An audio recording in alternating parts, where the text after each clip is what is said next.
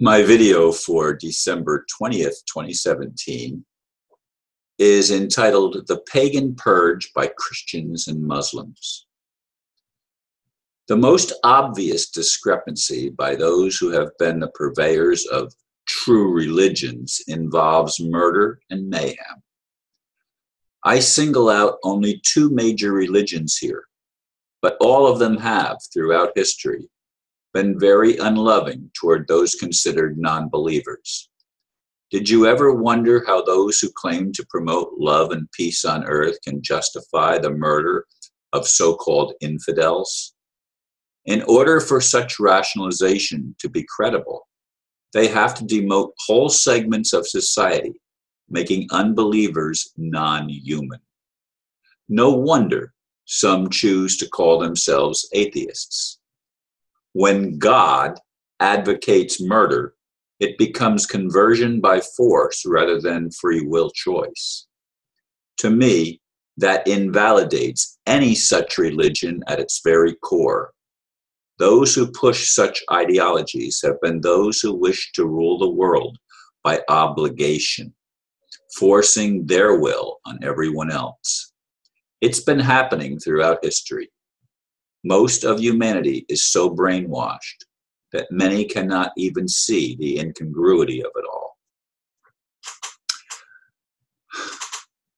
When I came to the computer this morning, I frankly had no idea, even after 2 hours of meditation, I had no idea what I was going to talk about. And as I sat here at the computer pondering, I wondered, this whole idea that the word pagan was the one that triggered the whole thing, because to me, Anastasia is a pagan. Many of the native peoples in Africa and in the Americas and throughout the world have been pagans. That is, they did not adopt any religion. They didn't even have words for some of the things that have been pressed upon us, like the idea that we are separate from nature. Most pagan religions are nature religions because they see that we are part of earth, not separate from earth, but part of it, that the animals and the plants and all of existence is interconnected. That's the obvious conclusion that people come to if they step back from it all and think about it. But what had to be put in place in order to get people from being pagan and connected to life on a planet, not just Earth, but anywhere else? What had to happen? They had to be taught that there was something else they needed, that they lacked something, that they were sinners, that they were less than for any number of reasons, but they were not complete without the religion. Who does that serve?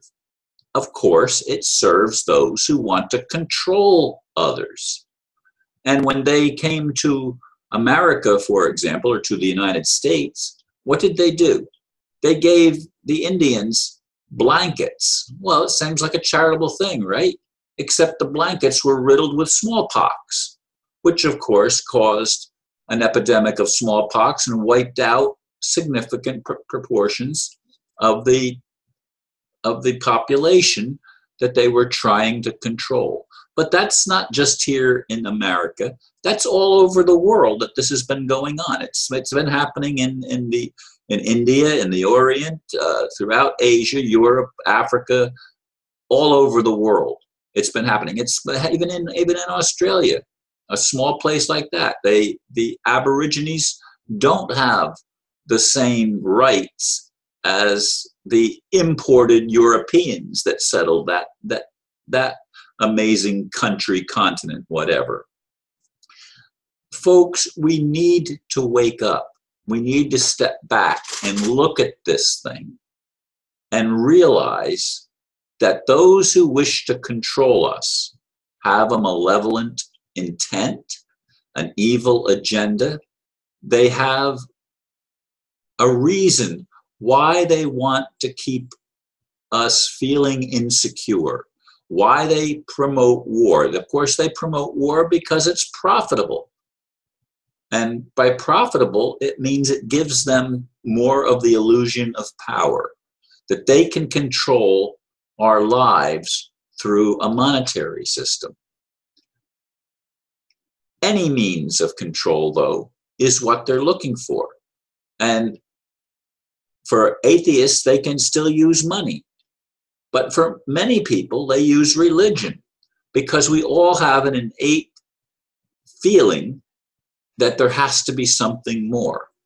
And we don't know what that is, and we're sold the bill of goods that if you only become a Muslim, if you only become a Christian, if you only become a Hindu or a Buddhist, then everything is going to be better.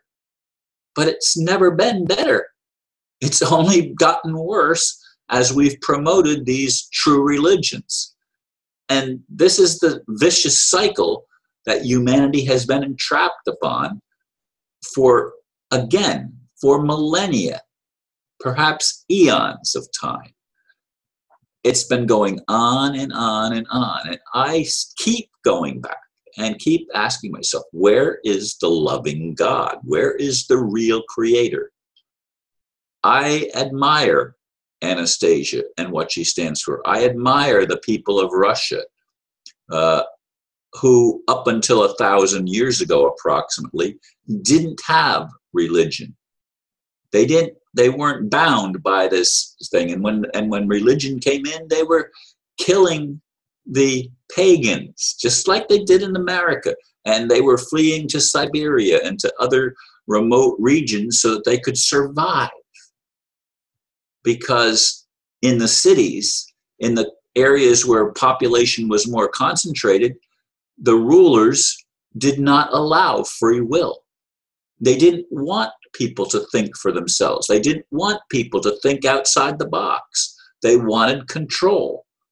And they robbed the people, for example, in Russia, to build gold-plated churches where the roofs were literally covered with gold.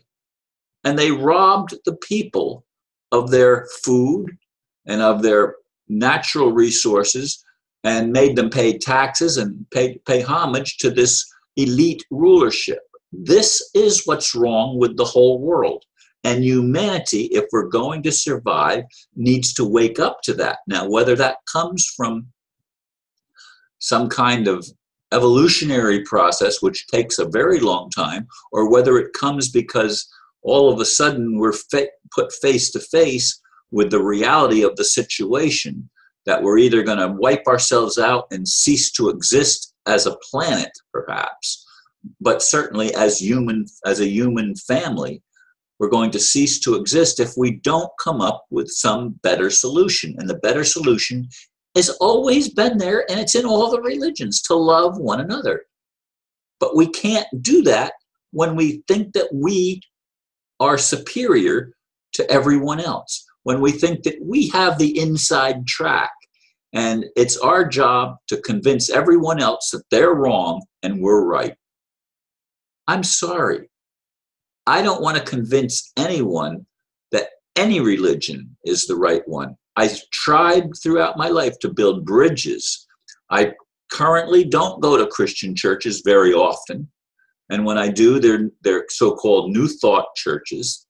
And what I attend on a more regular basis now are Hindu and Buddhist services, in which in America there is more freedom of religion. There is more freedom of thought. They're not trying to put you in a box. But they do that in Buddhist countries and in Hindu countries in their actual setting, in India and throughout that part of Asia where the religions are more dominant. We need to wake up, folks. And I encourage you to bear in mind that the divine command is to love one another. On that I close. Thank you for listening, and namaste.